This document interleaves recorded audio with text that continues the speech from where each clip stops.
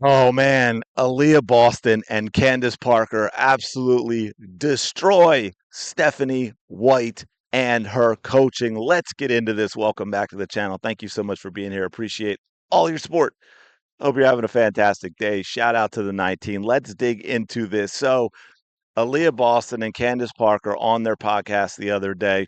I really wanted to have this out sooner. I had my Murphy's Day with my allergy. Anyway, we won't go into that again. But they on the podcast and they used a viewers submitted question conveniently, a question they didn't have to use, a question that maybe Aliyah Boston wrote herself. But let's take a listen to this because there are a few things here. One, the question and the answer to the question, but then more details that Candace Parker gives, which I think is really interesting. So let's dig into this. Next question from No Ketchup 22. Candace, I've always wondered if you would ever love to be a head coach someday in the WNBA. If so, which team would you love to coach? I never say never, but never.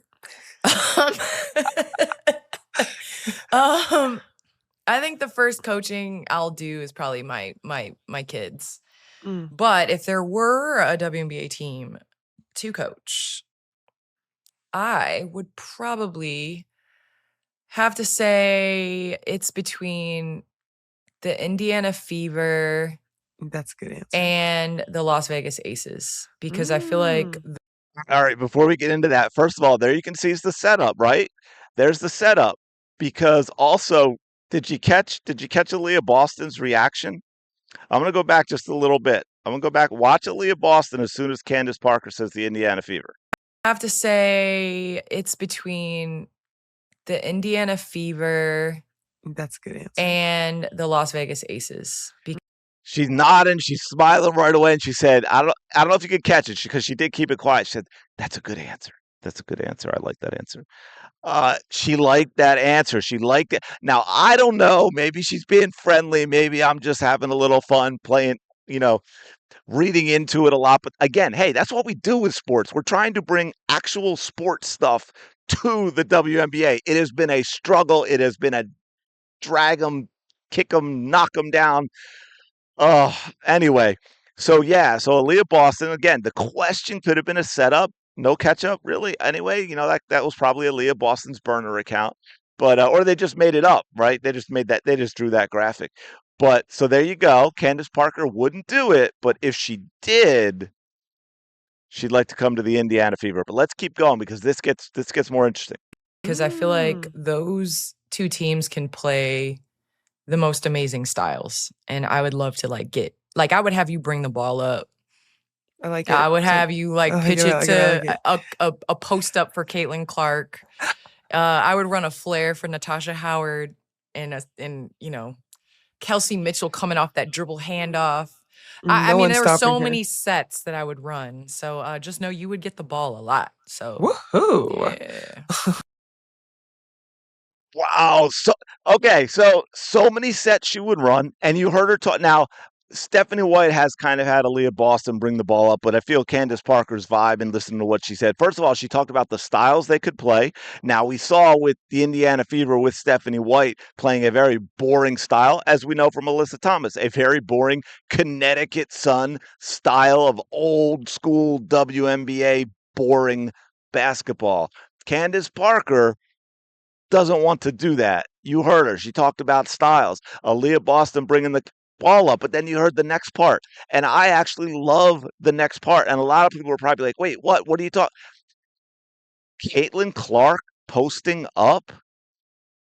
I can absolutely see that. Now, you're not going to do it all the time, of course, but if you are a basketball fan, you've watched enough basketball, the NBA, and you will see guards that do post up from time to time.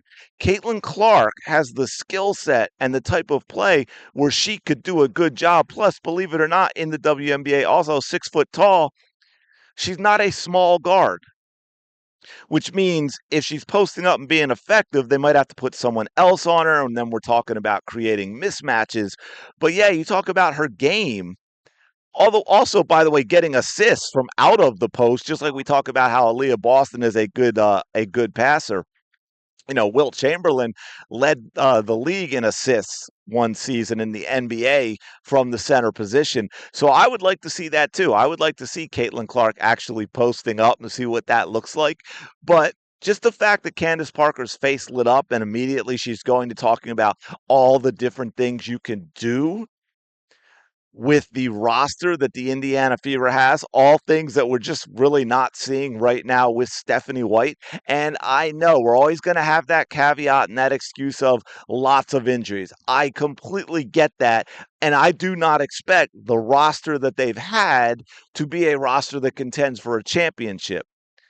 But I do expect the roster that they've had to play better, more entertaining basketball and have done better with Caitlin Clark when she was playing. Because again, we saw the actions from Stephanie White and what she was doing with Caitlin Clark, and it was not fun. It was not entertaining. It didn't make sense for the team because not only it wasn't okay, we're going to put Caitlin Clark off the ball to take a little pressure off of her, but we're going to design plays that get the ball back in her hands because you can do that, right? Okay, someone else brings it up over half court if you're not running, but you should be running.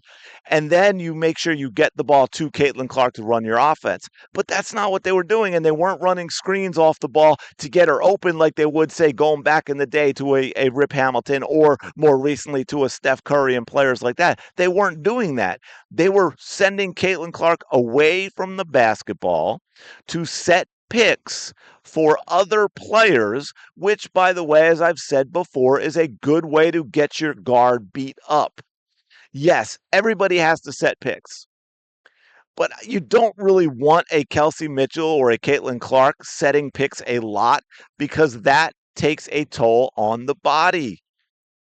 If I'm the opposing team and I've got two fast, quick, explosive players like Caitlin Clark and Kelsey Mitchell to deal with, man, every time they set a pick, I'm using that opportunity. And I'm not talking about playing dirty, but I'm using that opportunity to be physical and to give them some bumps and bruises. It's like the jab in boxing or the jab in MMA.